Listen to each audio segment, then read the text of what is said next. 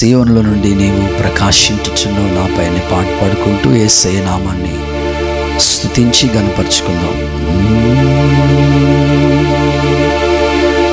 సియోనులో నుండి నీవు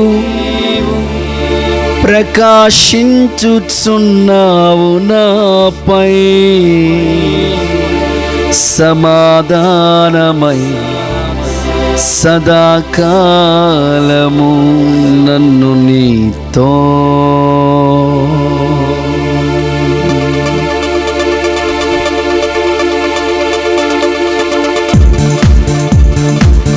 చప్పట్లు కొడుతూ యేసయ్య నామాన్ని మహిమపరుద్దాం.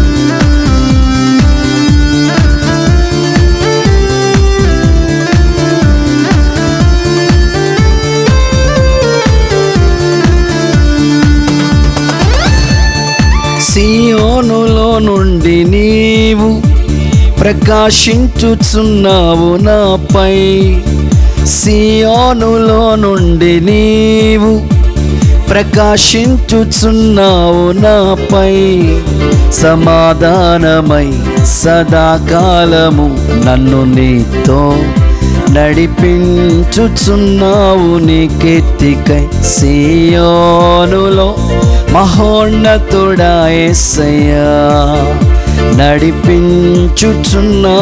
నీ కీర్తికై. సియోనులో మహోన్నతుడా యేసయ్యా,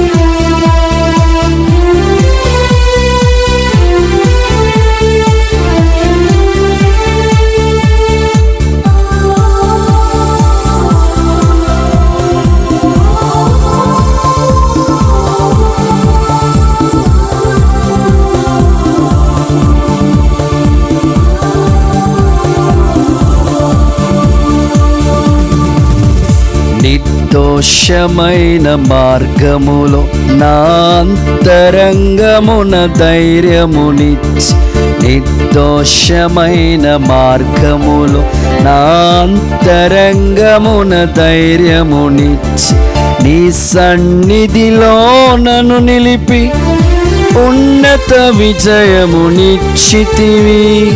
నీ సన్నిధిలో నన్ను నిలిపి ఉన్నత విజయమునిచ్చితివి. నీ ఆశలు నెరవేరుటకు, నీ చిత్తము జరిగించుటకు విడువవు నన్ను ఎడబాయవు, నీవు విడువవు నన్ను ఎడబాయవు. సియోనులో నుండి నీవు ప్రకాశించుచున్నావు నాపై, సియోనులో నుండి నీవు ప్రకాశించుచున్నావు నాపై, సమాధానమై సదాకాలము నన్ను నీతో నడిపించుచున్నావు నీ కీర్తికై. సియోనులో మనోహరుడా యేసయ్యా, నడిపించుచున్నావు నీ కీర్తికై. మహోన్నతుడా యేసయ్యా,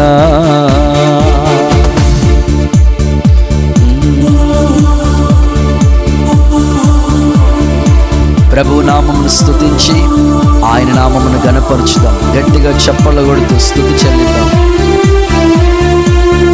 స్తోత్రం.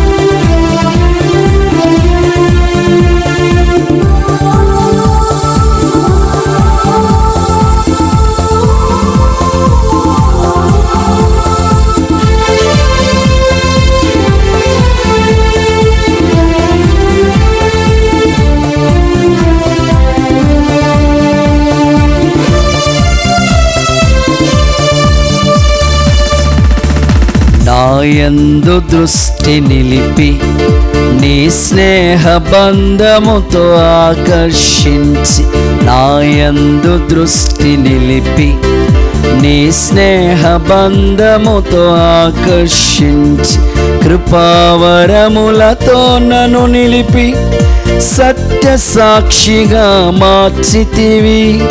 కృపావరములతో నన్ను నింపి సత్య సాక్షిగా మార్చితివి. నీ మనసును పొందుకుని నీ ప్రేమను నింపుకుని కీర్తించెదను ప్రతినిత్యం, నిన్ను ఆరాధింతును అనుక్షణం. సియోనులో నుండి నీవు ప్రకాశించుచున్నావు నాపై, సియోనులో నుండి నీవు ప్రకాశించుచున్నావు నాపై. సమాధానమై సదాకాలము నన్ను నీతో నడిపించుచున్నావు నీ కీర్తికై. సియోనులో మనోహరుడా యేసయ్యా, నడిపించుచున్నావు నీ కీర్తికై. సియోనులో మహోన్నతుడా యేసయ్యా. స్తోత్రం. Glory to God. హల్లెలూయా.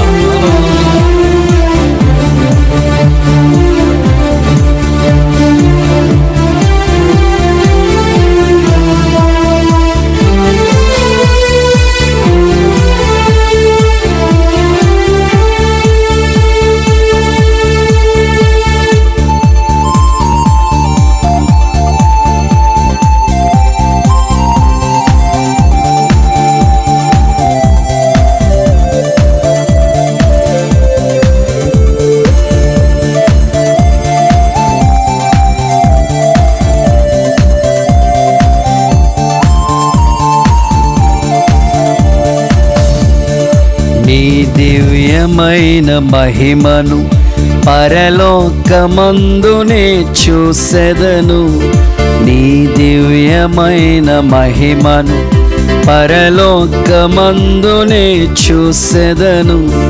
నీ కౌగిలిలో చేర్చుకుని ప్రతి బాష్ప బిందును తుడిచెదవు. నీ కౌగిలిలో చేర్చుకుని ప్రతి బాష్ప బిందును తుడిచెదవు. నీ మాటల మకరందమును మరపురాని అనుబంధమును మరువను ఎన్నడు విడువను, నేను మరువను ఎన్నడు విడువను. సియోనులో నుండి నీవు ప్రకాశించుచున్నావు నాపై, సియోనులో నుండి నీవు ప్రకాశించుచున్నావు నాపై. సమాధానమై సదాకాలము నన్ను నీతో నడిపించుచున్నావు నీ కీర్తికై. సియోనులో మహోన్నతుడా యేసయ్యా, నడిపించుచున్నావు నీ కీర్తికై. సియోనులో మహోన్నతుడా యేసయ్యా, నడిపించుచున్నావు నీ కీర్తికై. సియోనులో మహోన్నతుడా యేసయ్యా. దేవుని పరిశుద్ధ నామానికి స్తుతి ఘనత మహిమ ప్రభావం కలుగును గాక. ప్రభువును రక్షకుడైన యేసుక్రీస్తు పరిశుద్ధ నామములో మీ అందరికీ నా హృదయపూర్వకమైన వందనాలు తెలియపరుస్తున్నాను. దేవుడు ఈ రోజున తన అమూల్యమైన వాక్య సందేశాన్ని మీతో పంచుకోవాలని ఆశపడుతున్నాను. అపోస్తలుడైన పౌలు కొరింథీయులకు రాసిన 2వ పత్రిక 5వ అధ్యాయం 20వ వచన భాగాన్ని చదువుకుందాం. కావున దేవుడు మన ద్వారా వేడుకున్నట్టు మేము క్రీస్తుకు రాయబారులమై దేవునితో సమాధానపడదుమని క్రీస్తు పక్షంలో మిమ్మల్ని బ్రతిమాడుకుంటున్నాము. చాలండి. చదవబడిన వాక్య భాగంలో ఈరోజు మీకు రాయబారి అనే సందేశాన్ని అందించాలని ఆశపడుతున్నాను. దైవజనుడైన పౌలు అద్భుతమైన మాట చెప్తున్నాడు. మేము క్రీస్తునకు రాయబారులమే ఉన్నాము అని మాట్లాడుతున్నాడు. ప్రియులారా, ఆధ్యాత్మికమైన జీవితంలో ఎదుగుతున్న మనం క్రీస్తుకి మనం ఒక రాయబారిగా ఉండాలని దేవుని సంకల్పమై ఉంది. దైవజనుడు అయిన పౌలు మాట్లాడుతున్నాడు, మేము క్రీస్తుకు రాయబారులుగా ఉన్నాము అని తన వ్యక్తిత్వాన్ని, తన స్థితిని వాక్యపు వెలుగులో సంఘానికి తెలియపరుస్తూ ఉన్నాడు. అనేక సందర్భాల్లో పౌలు తను ఏమై ఉన్నాడో, తన స్థితి ఏమిటో అనేకమైన సందర్భాల్లో చెప్పిన విషయాల్ని మనం బైబిల్ గ్రంథంలో చూస్తాం. ఒక సందర్భంలో దైవజనుడైన పౌలు వాక్యం చెప్తూ ఇలా అంటారు, మేము క్రీస్తుకు పత్రికలమై ఉన్నాము అంటారు. నిజమే, మనమందరం కూడా క్రీస్తు ప్రభుకి ఒక పత్రికలమై ఉన్నామనే విషయాన్ని పౌలు గుర్తు చేస్తున్నాడు. పత్రిక అంటే మ్యాగజిన్, ఒక వార్తాపత్రికనైనా కానివ్వండి, ఎంతోమంది చదువుతూ ఉంటారు. అందుకే ఒక పెద్ద దైవజనుడు అంటారు, బైబిల్ మీరు చదువుతూ ఉంటుంటే మిమ్మల్ని అనేకులు చదువుతూ ఉన్నారు అని. నిజమే కదా, మనల్ని అనేకులు చూస్తూ ఉంటారు, మన జీవితాన్ని చదువుతూ ఉంటారు వాళ్ళు. కనుక మనం ఎప్పుడు కూడా క్రీస్తు ప్రభుకి ఒక పత్రికలాగా అనేకులకు ఉపయోగకరమైన వ్యక్తులుగా ఉండాలని దైవజనుడైన పౌలు చెప్తున్న విషయాలు మనకు అర్థమవుతున్నాయి. ఇంకా ఆయన మాట్లాడుతూ ఏమంటారంటే, నేను నేర్పరైన శిల్పకారుని వలె ఉన్నాను అన్నాడు. శిల్పకారుని మీరు ఎప్పుడైనా చూడండి, శిల్పకారి ఒక రాయి, ఎందుకు పనికిరాని రాయిని ఒక అద్భుతమైన శిల్పాన్ని చెక్కటానికి ఎంతో ప్రయాసపడుతుంటాడు. దాంట్లో ఆ రాయిలో ఉన్న ప్రతి వేస్ట్ అంతా తీసేసి ఆ రాయిలో ఒక అద్భుతమైన రూపాన్ని చెక్కుతూ నిర్మాణం చేసి అనేకులకి ఆశీర్వాదకరంగా ఒక శిల్పాన్ని చెక్కుతూ ఉంటాడు. కనుక ఈ యొక్క శిల్పి ఎంతో ప్రయాసపడుతుంటాడు. అలాగే దైవజనుడైన పౌలు, నేను నేర్పరైన శిల్పకారుని వల్లే పునాదిని వేశాను అని అంటారు. ఇంకా తన గురించి పరిచయం చేసుకుంటూ ఏమంటున్నారంటే, నేను క్రీస్తు ప్రభుకి ఎలాంటి జీవితాన్ని జీవించాను అని మాట్లాడుతూ గృహ నిర్వాహకుడై ఉన్నాను అన్నాడు. గృహ నిర్వాహకుడు అంటే ఒక కుటుంబాన్ని అంతటిని మంచిగా పట్టించుకుని బాధ్యతగా చేయవలసిన నమ్మకత్వం. గృహ నిర్వాహకుడు ఎప్పుడు కూడా నమ్మకస్తుడిగా ఉండాలి.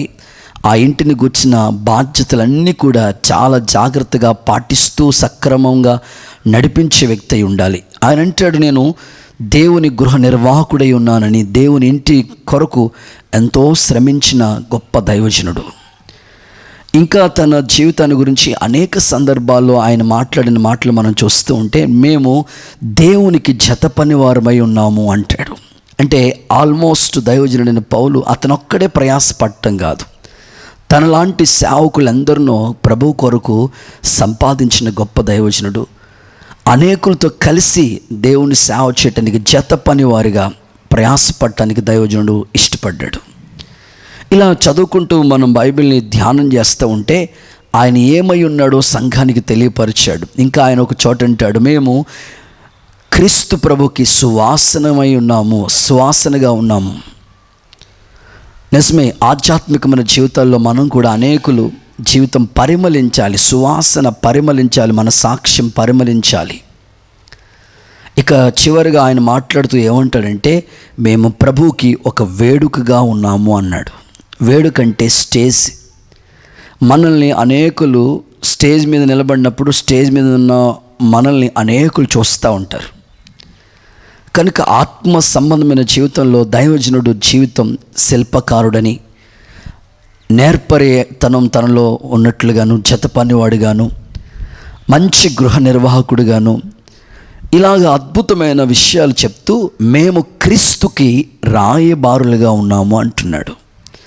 పిల్లల, వాస్తవంగా రాయబారి అనే ఆ నిర్వచనం, ఆ పదాన్ని మనం గమనిస్తూ ఉంటే మన దేశానికి కూడా రాయబారులు ఉన్నారు.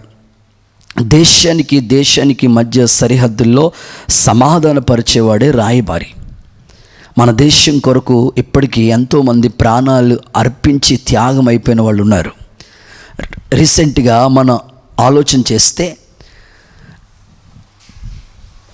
ఈ ఇండియా అండ్ చైనా దేశం మధ్యలో వార్ జరుగుతుంది, యుద్ధం ప్రకటించింది దేశం. ఈ పరిస్థితుల మధ్యలో సంతోష్ బాబు అనే సహోదరుడు దేశం కొరకు అద్భుత రీతిగా పోరాడి ప్రాణాలు అర్పించిన గొప్ప రాయబారి అని చెప్పొచ్చు. ఇలాగ ప్రపంచ దేశాలు ఎంతోమంది దేశాల కొరకు ప్రాణాలు అర్పించిన వాళ్ళు, త్యాగపూరితమైన జీవితాన్ని జీవించిన వాళ్ళు ఎంతోమంది దేశం కొరకు పోరాడిన వాళ్ళు కనబడుతున్నారు. నా దేవుని ప్రియులారా, ఈరోజు నేను మీకు కొన్ని సందర్భాలు మీకు గుర్తు చేయడానికి ఇష్టపడుతున్నాను.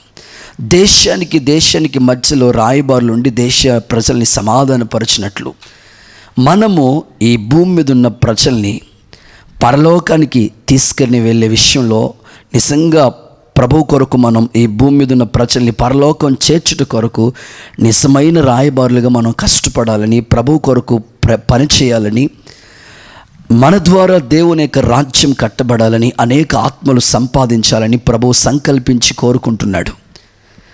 రాయబారి నిజంగానే దేశం మధ్యలో ఎంతో అద్భుతమైన శ్రమ పడి కష్టపడి దేశం కొరకు ప్రాణాలు ఇవ్వటానికైనా తెగించిన ఎంతోమంది రాయబారులు దేశం కొరకు ప్రయాసపడిన వాళ్ళు ఉన్నారు.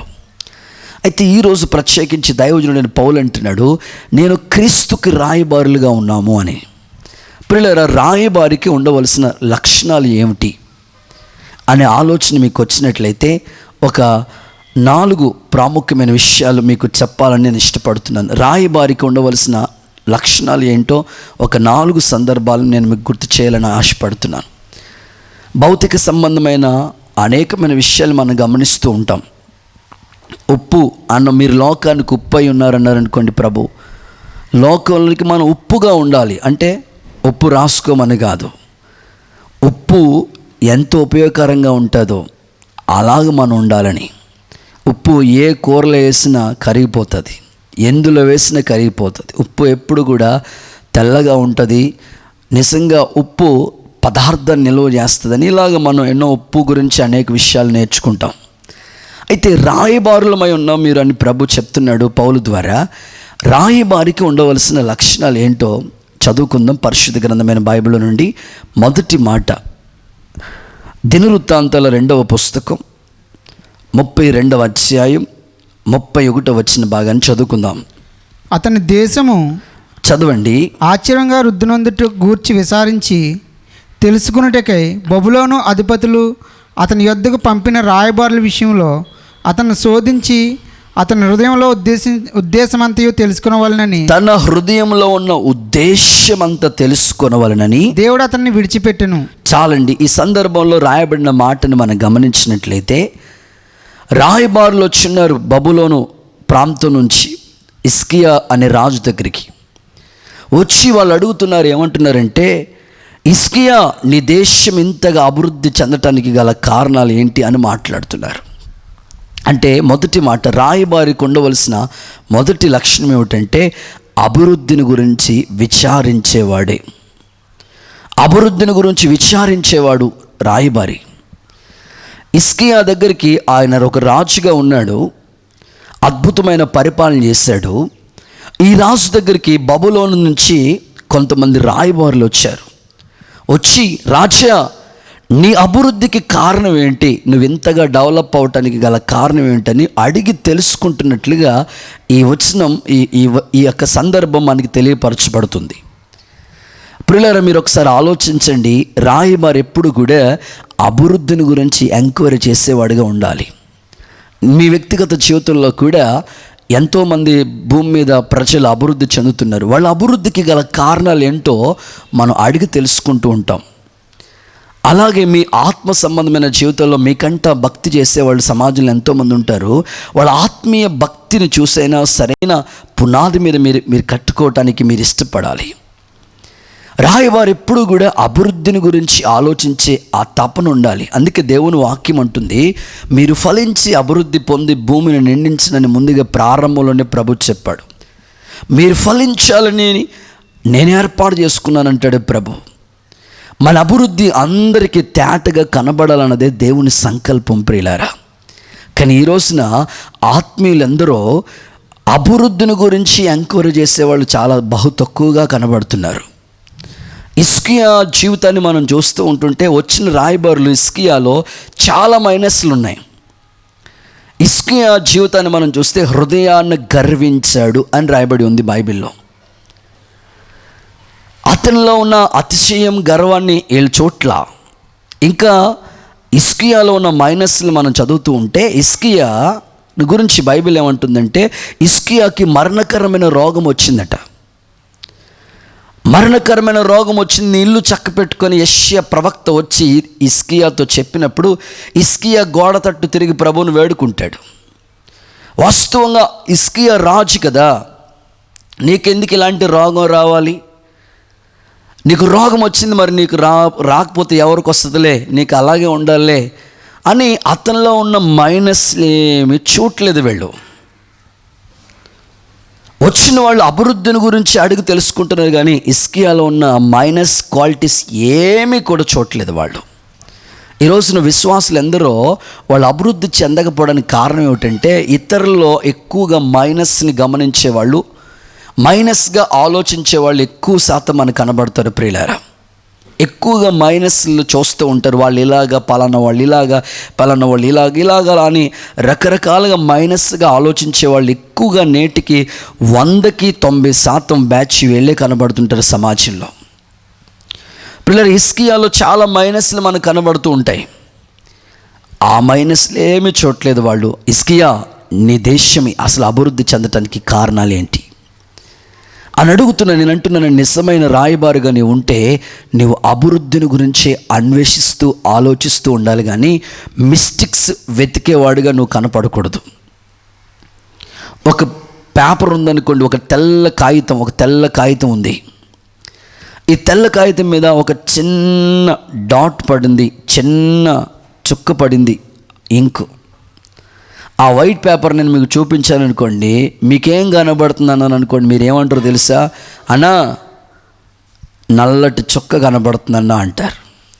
అరే, పేపర్ అంతా వైట్గా ఉంది కదా, ఆ వైట్ ఎవరికి కనబడదు, ఆ చుక్కే కనబడుతుంది. జీవితంలో ఎంతోమంది వాళ్ళ ఆత్మ సంబంధమైన జీవితం డెవలప్ కాకపోవటానికి ఇతరులు ఎక్కువగా మైనస్ని వెతికే వాళ్ళుగా కనబడుతూ ఉంటారు. అందుకే మన పెద్దవాళ్ళు చెప్తూ ఉంటారు, చాలా విషయాలు చెప్తూ ఉంటారు. యేసు ప్రభు కూడా చెప్పాడు, నీ కంటిలో ఉన్న ఆ దూలాన్ని తీసుకో, ఎదుటి కంటిలో ఉన్న వాడి యొక్క నలుసు తర్వాత తీసుకుంది అని అంటారు ప్రభు. చూడండి, ఒక ఏలు ఇతరుల వైపు మనం చూపిస్తున్నాం అనుకోండి, 3 వేళ్ళు మన వైపు చూపిస్తున్నాయి. ఒక ఏలు వాళ్ళ వైపు చూపిస్తే 3 వేళ్ళు మన వైపు చూపిస్తున్నాయి. పైకి ఒక ఏలు పైకి చూస్తోంది. అంటే దేవుడు చూస్తున్నాడు, రా బాబు నీ వైపు ఇంకా 3 వేళ్ళు కనబడుతున్నాయని. ఆలోచించండి, ఇతరులు ఎలా ఉన్న లోపాలని మనం కనిపెట్టొద్దు. అభివృద్ధిని గురించి ఎంక్వైరీ చేసేవాడే నిజమైన రాయబారని ప్రభు చెప్తూ ఉన్నాడు. పిల్లలు, కొన్ని సందర్భాలు బైబిల్ గ్రంథంలోంచి నేను మీకు జ్ఞాపకం చేయడానికి ఇష్టపడుతున్నాను. ఆత్మ సంబంధమైన ఈ విషయాల గురించి ప్రభు మనతో మాట్లాడి బలపరచాలని ఆశపడుతున్నాడు. చాలా సందర్భాలు బైబిల్ గ్రంథంలో రాయబడి ఉన్నాయి. ఒక సందర్భాన్ని, ఒక సంగతిని మీ ముందుకు తీసుకురావాలని ఆశపడుతున్నాను. నోవహు అద్భుతమైన దేవుని దృష్టిలో నీతిమంతుడిగా పిలువబడ్డాడు. ఆ తరంలోనే వాడు కట్టాడు, దేవుని కొరకు తన ఇంటి వాళ్ళని రక్షణ వాడలోనికి చేర్చాడు. ఇంత అద్భుతమైన కుటుంబం నోవహు కుటుంబం నీతిమంతులుగా కనబడుతుంది. అయితే నోవహుకి 3 కుమారులు, షేము, హాము, యాపేతు అనేవాళ్ళు. ఒకరోజు నోవహు ద్రాక్ష తోటను వేసి, ఈ ద్రాక్ష తోట వేసిన తర్వాత ద్రాక్ష తోట వేసిన మంచిగా డెవలప్ అయ్యాడు, అప్పటికి అభివృద్ధి చెందాడు. ఈ ద్రాక్ష తోట వేసిన తర్వాత ఆ ద్రాక్షరసం తాగి మత్తుడైపోయాడు. ప్రియులారా, తాగి మత్తుడైపోయి వస్త్రహీనుడై పడుకున్నాడు. ఈ లోపల వాళ్ళ కుమారుడు వచ్చాడండి, రానే వచ్చాడు. ఆ యొక్క హాము అనే వ్యక్తి చూశాడు. చూసి హేళనగా మాట్లాడుతూ వాళ్ళిద్దరు సహోదరుల దగ్గరికి వెళ్ళి, షేము, యాపేతు అనే వాళ్ళ దగ్గరికి వెళ్ళి, ఈ హాము అనే వ్యక్తి నాన్నగారు వస్త్రహీనుడై పడుకున్నాడు అని చెప్తే, మిగిలిన 2 అన్నదమ్ములు ఏం చేస్తారంటే, షేము, యాపేతు అనేవాళ్ళు వాళ్ళ తండ్రి దిశమని చూడకుండా ఒక వస్త్రము కూడా తీసుకొచ్చి వెనకాల నుంచి వెళ్ళి వాళ్ళ తండ్రి దిశమని కప్పినట్లుగా బైబిల్లో గ్రంథంలో చూస్తాం. ప్రియులారా, హాము అనే వ్యక్తి ఏమో తండ్రిలో ఉన్న లోపాన్ని చూశాడు.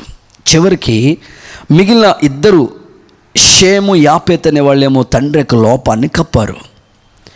షేము ఏమయ్యాడో మన బైబిల్ గ్రంథంలో చూస్తాం, శపించబడిన వాడిగా ఉన్నట్లుగా బైబిల్లో చూస్తాం. మీరు బైబిల్ గ్రంథంలో ఆ సంగతి జ్ఞాపకం చేస్తాను చూడండి. ఆదికాండ పుస్తకం 9వ అధ్యాయం 22 నుంచి 24 వచనాలు చదువుతారు, విందాం, ఆలకిస్తాం. అప్పుడు కానానుకు తండ్రి అయిన హాము తన తండ్రి వస్త్రహీనుడై ఉండుట చూసి బయట తన ఇద్దరు సహోదరులకు ఆ సంగతి తెలిపెను. అప్పుడు షేము యాపేతు వస్త్రం ఒకటి తీసుకుని తన ఇద్దరు భుజాల మీద వేసుకుని వెనకకు నడిచి వెళ్ళి తన తండ్రి దిశములను కప్పిరి. వారి దిశములు వెనక తట్టు ఉండవలన తమ తండ్రి దిశములను చూడలేదు. అప్పుడు నోవాహు మత్తుడై మేల్కొని తన చిన్న కుమారుడు చేసిన దాన్ని తెలుసుకుని కనాను శపించబడిన వాడై తన సహోదరులకు దాసుడగుతాడని చెప్పారు. పిల్లరా, హాము చేసిన దాన్ని చూసి శపించబడిన పరిస్థితి ఏర్పరచబడింది. ఈరోజు నీ ఆత్మ సంబంధమైన జీవితంలో ఇతరుల్లో ఏదైనా లోపాన్ని చూసినప్పుడు దాన్ని సరిదిద్దేవాడిగా ఉండాలి, కానీ ఇతరుల యొక్క లోపాన్ని అనేకులకి ప్రకటించేవాడిగా, చాటించేవాడుగా నీవు ఉండకూడదని ప్రభు కోరుకుంటున్నాడు. చూడండి, కొన్ని సంఘాల్లో విశ్వాసులు ఎలా ఉంటారంటే, కొంతమందికి ప్రార్థన చేయటం బాగా వచ్చు, మరికొంతమందికి బైబిల్ చదవటం రాదు. ఇక ప్రార్థన చేయడం వస్తే చాలు, ఇంకా బైబిల్ చదవటం రాలేని వాళ్ళని కామెంట్ చేస్తుంటారు. కొంతమందికి పరిచర్య చేయటం రాదు, కొంతమందికి ఉపవాసం ఉండటం రాదు, కొంతమందికి పలకరించడం రాదు, కొంతమందికి వాయిద్యాలు వాయించడం రాదు. ఒకరిని ఒకరు ఈ విధంగా చెప్పుకుంటూ వాళ్ళని దూషిస్తూ అపహాసిస్తూ మాట్లాడుతూ ఉంటారు. ఇతరుల్లో ఉన్న లోపాలను నువ్వు ఎప్పటికీ చూడొద్దని ప్రభు నీకు జ్ఞాపకం చేస్తున్నాడు. చేతులు ఎత్తి ఒకసారి అందరూ హల్లెలూయా అని చెప్పండి. హల్లెలూయా. ఒక సంగతి నేను మీకు చెప్తానండి.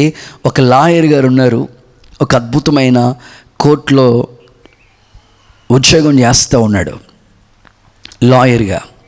పాపం అది పూర్వ దినాల్లో సరైన వసతులు ఏమీ లేవు కదా, వెహికల్స్ ఏమీ లేవు, నడుచుకుని వెళ్ళిపోయేవాడు కోర్టు దగ్గరికి. ప్రతిరోజు అట్లాగా తన డ్యూటీకి వెళతా ఉన్నాడు, వస్తూ ఉన్నాడు.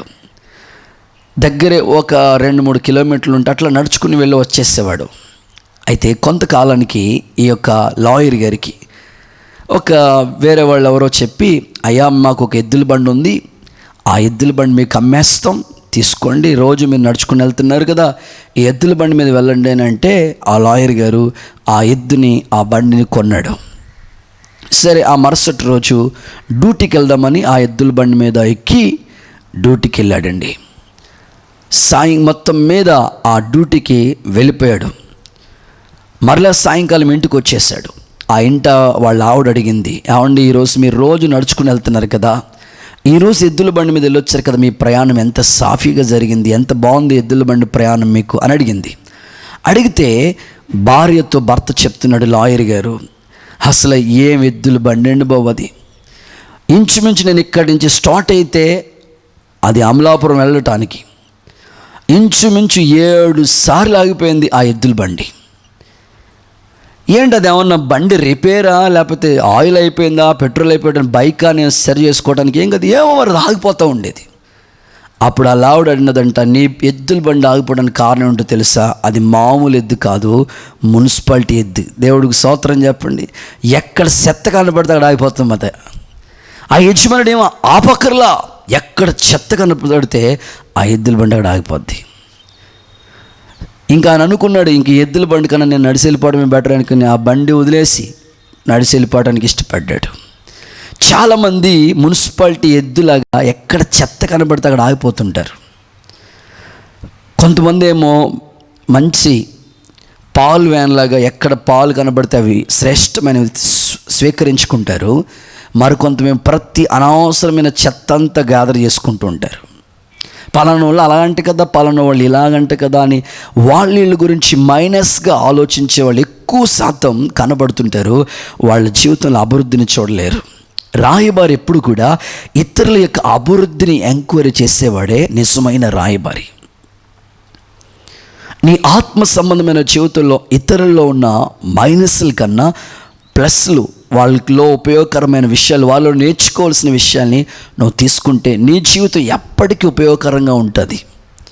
కొన్ని సందర్భాలు నేను మీకు చెప్తాను. హన్నా జీవితం ఉంది బైబిల్ గ్రంథంలో. పిల్లలు లేకుండా దేవుని మందిరానికి వెళ్ళింది. తన సమస్యతో దేవుని మందిరంలో అడుగుపెట్టింది. తన మందిరంలో ఎప్పుడైతే అడుగు పెట్టిందో, ప్రార్థన చేసుకుందో, దేవుడు ఆమె కన్నీళ్లు తుడిచి ప్రార్థన ఆలకించి చక్కని కుమారుని దేవుడు ఆమెకి ఇచ్చాడు బహుమానంగా, స్వాస్థ్యంగా. ఇప్పుడు కుమారుని ఇస్తే దేవునికి ఆ కుమారుని అప్పగించుతాను మొక్కుకున్నది ఆమె. ఇప్పుడు దేవాలయంలో తీసుకుని వెళ్ళి ప్రతిష్ఠించింది. వాస్తవంగా ఆ దేవాలయం పరిస్థితులు చూస్తే, అక్కడున్న ఏలి పాస్టర్ గారు వాళ్ళ ఉన్న పిల్లల పరిస్థితి చూస్తే చాలా మైనస్లు కనబడతాయి. వాళ్ళ బిహేవియర్ ఏమీ నచ్చదు. ప్రియులారా, మందస్సు ఉన్న మందిరాన్ని చూసింది ఆమె. ఏలీలో ఎన్నో మైనస్లు కనబడతాయి, వాళ్ళ పిల్లల్లో కూడా మైనస్లు కనబడతాయి. అవేమీ చూడలేదు కనుకనే తన కుమారుని ఆ మందిరంలో పెంచడానికి ఇష్టపడింది. చివరికి అద్భుతమైన ఒక ప్రవక్తగా పెంచడానికి దేవుడు కృపను ఆమెకు అనుగ్రహించాడు. నీ ఆత్మ సంబంధమైన జీవితంలో ఇతరుల్లో ఉన్న సోమరితనం కన్నా నీలో ఉన్న చురుకుతనం ఏంటో చూసుకో. ఇతరులో ఉన్న పిసినారితనం కన్నా నీలో ఉన్న దాతృత్వం ఎంత గొప్పదో చూడు. ఇతరులో ఉన్న లోపం కన్నా నీలో ఉన్న మంచితనం ఏంటో చూడు. ప్రియులారా, దావీదు ఉన్నాడు. దావీదులో ఎవరు ఆలోచించిన మైనస్ ఏం కనబడుతుందంటే, బెత్షెబా విషయంలో తప్పిపోయాడు, పాపం చేశాడని అంటారు. వాస్తవమే, దేవుడు చెప్పాడు, బెత్షెబా విషయంలో తప్ప ఇతడు నా హృదయానుసారుడు, నాకు ఇష్టమైన వ్యక్తి అన్నాడు ప్రభు. దావీదులో ఎన్ని మంచిలు లేవు, ప్లస్ పాయింట్స్ లేవు. ఏమంటే 40 రోజుల నుంచి గొల్యాతు సవాలుగా నిలబడుతుంటే ఒక్కడు ముందుకు వచ్చాడా? ఎవ్వరు ముందుకు రాలేదు. దావీదు ఒక్కడే ముందుకు వెళ్ళి యుద్ధం చేయడానికి సిద్ధపడ్డాడు కదా. గొల్యాతుని చంపి దేవుని ప్రజల మీద ఉన్న నిందను నేను తీసివేస్తాను, ఇశ్రాయేలులో దేవుడు ఉన్నాడని నిరూపిస్తానని ఒక అద్భుతమైన సవాలుగా నిలబడ్డాడు దైవ సముఖంలో దావీదు. కనుక ఇలాగ బైబిల్ గ్రంథంలో ఎన్నో సందర్భాలను మనం చూస్తాం. కనుక ఇతరుల్లో ఉన్న మైనస్లు చూడకండి, ప్లస్లు చూసి అవి మీకు ఉపయోగకరంగా ఉంటే మీ ఆత్మ సంబంధమైన జీవితం, ఇతరుల యొక్క అభివృద్ధి గురించి ఎంక్వైరీ చేసే బిడ్డలుగా మీరు ఉండండి. వీళ్ళే నిజమైన రాయబారులని దేవుని వాక్యం చెప్తుంది. ఇక రెండవ సందర్భాన్ని మీకు జ్ఞాపకం చేయాలని ఆశపడుతుంది. రాయబారి ఎలా ఉంటాడు, రాయబారికి ఉండవలసిన గుణ లక్షణాలు ఏమిటి అని అంటే, బైబిల్ గ్రంథంలో మరొక సంగతి కూడా నేను చదివిస్తాను. సామెతల పుస్తకం 13వ అధ్యాయం 17వ వచన భాగాన్ని చదువుకుందాం. దుష్టుడైన దూత కీడునకు లోబడును, నమ్మకమైన రాయబారి ఔషధం వంటి వాడు. చాలండి, చదవబడిన ఈ వాక్యం అద్భుతమైన మాట కనబడుతుంది. రాయబారికి ఉండవలసిన మరొక లక్ష్యం ఏమిటంటే ఔషధం వంటి వాడండి రాయబారి. నమ్మకమైన రాయబారి ఔషధం వంటి వాడని దేవుని వాక్యం చెప్తుంది. దేవుని బిడ్డలు ఎప్పుడు కూడా ఔషధంలా పనిచేయాలండి. ఔషధంలాగా పనిచేస్తేనే అనేకమైన గాయాలు మనం కట్టడానికి అవకాశం ఉంటుంది. సేవకులమైన మేము అనేకుల గాయాలు కట్టేవాళ్ళుగా ఉండాలి. విశ్వాసులైన మీరు కూడా నమ్మకమైన మెడిసిన్ లాగా, రాయబారి ఔషధం వంటి వాడు అన్నట్లుగా అలాగ దేవుని సంఘంలో విశ్వాసి ప్రయాసపడగలగాలి. అందరూ రకరకాల గొర్రెలు ఉంటాయి సంఘంలో. విశ్వాసులు వాళ్ళ యొక్క అన్ని గొర్రెలు మంచిగానే పరిగెత్తవు కదా. కొన్ని గొర్రెలు సరిగ్గా నడకే రాదు, మరికొన్ని గొర్రెలు పరుగులు బాగా తీస్తాయి, కొన్ని గొర్రెలు అసలే పరుగెడతాయి కానీ పాలు ఇవ్వవు, మరికొన్ని గొర్రెలు ఉంటాయి కానీ దేనికి ఉపయోగపడవు, అస్సలు ప్రయోజనకరమైనది కాదు. కానీ అన్ని గొర్రెలకి అద్భుతమైన ఆహారం దైవజనుడైన సేవకులు వాక్యాన్ని, అన్ని గొర్రెలకి అవసరమైన వాక్యాన్ని అందిస్తూ ఉంటాం. అలాగే విశ్వాసులైన మీరు కూడా సమాజంలో ఎంతోమంది ఎన్నో గాయాలతో కొట్టబడిన వాళ్ళు ఉన్నారు. వాళ్ళ గాయాలు కట్టే నమ్మకమైన ఔషధంలాగా నువ్వు పనిచేయాలని ప్రభు కోరుకుంటున్నాడు. మంచి సమరయుడు కథ మనకు బాగా తెలుసు. ఆ మంచి సమరయుడు చేసిన పనేంటి? లేవీయుడు వెళ్ళాడు, యాజకుడు వెళ్ళాడు, ఎవరు పట్టించుకోలా. కానీ మంచి సమరయుడే కదా, గాయాలు కట్టి నూనె రాసి పూటకుని వాళ్ళ ఇంటికి తీసుకెళ్ళి అప్పగించిన బాధ్యత అంతా చేసింది మంచి సమరయుడే కదండి. సంఘములో నీవు ఒక మంచి సమరయుడు వలె అనేకులు ఎదుట ఒక నమ్మకమైన ఔషధంలాగా నువ్వు పనిచేయాలి ప్రభు కొరకని దేవుడు చెప్తున్నాడు. ప్రియులారా, ఒక సందర్భాన్ని మీకు బైబిల్ గ్రంథంలోంచి ఉన్న విషయాలు మీకు ధ్యానిస్తూ ఉన్న ఈ అనుభవంలోంచి కొన్ని మాటలు మీకు చెప్పడానికి ఇష్టపడుతున్నాను. అన్నిటికీ ఒకటే మెడిసిన్ పనిచేయదు కదండి. తలపోటు వచ్చినప్పుడు తలపోటుకి ఒక ట్యాబ్లెట్ వేసుకుంటారు, జ్వరం వచ్చినప్పుడు ఒక ట్యాబ్లెట్, లేకపోతే స్టమక్ పెయిన్ వచ్చినప్పుడు ఒక ట్యాబ్లెట్, తర్వాత మోకాళ్ళ పెయిన్ వస్తే ఒక ట్యాబ్లెట్, నడుం పెయిన్ వస్తే ఒక ట్యాబ్లెట్. అన్నిటికీ ఒకటే మెడిసిన్ కాదు. రకరకాలుగా విశ్వాసులు ఉంటారు, అన్యులు ఉంటారు, అప్పుడే వచ్చిన వాళ్ళు ఉంటారు, అన్నీ తెలిసిన వాళ్ళు ఉంటారు. అందరికీ అర్థమయ్యే రీతిలో అన్ని కోణంలో తప్పనిసరిగా విశ్వాసులు వాళ్ళ కొరకు నమ్మకమైన ఔషధంలాగా పనిచేయాలని దేవుడు మీ నుంచి ఆశపడుతూ ఈ మాటలు తెలియపరుస్తున్నాడు. ప్రియులారా, కొన్ని సంగతులు బైబిల్ గ్రంథంలో మీకు చెప్తాను. ఇశ్రాయేలు చిన్నది ఉంది. వాస్తవంగా ఆ చిన్నది బానిసగా తీసుకొని వచ్చేసాడు నయమాన్. చాలా బాధ ఉండాలి గుండెల్లో ఇశ్రాయేల్ చిన్నదికి. నన్ను అనవసరంగా ఇతడు బానిసగా తీసుకొచ్చాడు. మా అమ్మ దగ్గర ఎంత బాగుండేదాన్ని, మా నాన్న దగ్గర ఎంత మంచిగా ఉండేదాన్ని, మా నాన్న అమ్మల దగ్గర ఉన్న సంతోషం లేకుండా ఇక్కడ నేను బానిసగా వచ్చాను అనే గుండెల్లో దుఃఖం ఉండాలి. ఆ సమయంలో నయమాను కుష్టి రోగంతో బాధపడుతున్నాడనే విషయం ఆ చిన్నదికి తెలిసింది. ఏమనుకోవాలి తెలుసా? నన్ను మా అమ్మ మా నాన్న సంతోషం నుండి దూరం చేశాడు ఇతడికి ఇలాగే ఉండాలని అతని గురించి సంతోషించాలి ఈ చిన్నది. అలా సంతోషించట్లా. నయమాను భార్య దగ్గరికి వెళ్ళింది చిన్నది. అయ్యా, అమ్మగారు, మా ఊరిలో మా దేశంలో ఒక ప్రవక్త ఉన్నాడు, షోమ్రోలో ఎలీషా గొప్ప దైవజనుడు ఉన్నాడు, అతని దగ్గరికి వెళ్తే అద్భుతమైన విడుదల దొరుకుతుంది అని చెప్పి మొత్తం మీద రథం కట్టించి అతని దగ్గర పనివాడి నుంచి మొత్తం మీద ఆ నయమాన్ అక్కడికి వెళ్ళటానికి కారకురాలిగా మారింది. నయమాన్ వెళతాడు. 7 సార్లు మునిగి యోర్దాను నదిలో పైకి వచ్చినప్పుడు పసిపిల్లల దేహం వలె ఆ దేహం స్వస్థత పొందినట్లుగా మనం చూస్తాం. మరొక అద్భుతమైన విషయం ఏంటంటే, ఇశ్రాయేలు చిన్నది నయమాన్ యొక్క గాయాన్ని కట్టే నమ్మకమైన ఔషధం అనడంలో ఏ మాత్రం సందేహం లేదు. ఈ రోజున ఎంతోమంది ఇలాగ నమ్మకస్తులుగా దేవుని కొరకు కష్టపడి దేవుని కొరకు నమ్మకమైన ఔషధంలాగా పనిచేసే ఇశ్రాయేలు చిన్నది లాంటి వాళ్ళు సంఘానికి కావాలని ప్రభు కోరుకుంటున్నాడు. మీరు బైబిల్ గ్రంథంలో ఆ వాక్యం చదవండి. రాసుల 2వ పుస్తకం 5వ అధ్యాయం 2 నుంచి 4 వచనాలు చదువుకుందాం. సిరియానులు గుంపు గుంపులుగా బయలుదేరి ఇశ్రాయేల్ దేశం మీదకి పోయి ఉండిరి. చదవండి. వారు అచటి నుండి ఒక చిన్నదాన్ని చెరగొని తేగ అది నయమాను భార్యకు పరిచారం చేయుచుండెను. అది షోమ్రోనులో ఉన్న ప్రవక్త దగ్గర నా ఏలిన వాడు ఉండవాలని నేను ఎంతో కోరుచున్నాను. అతడు నా ఏలిన వాడికి కలిగిన కుష్ఠరోగం బాగు చేస్తాడని తన యజమానురాలతో అనెను చెప్పింది. చూసారు ఎంత అద్భుతమైన మంచి మనస్సు ఈ ఇశ్రాయేల్ చిన్నదానికి ఉంది.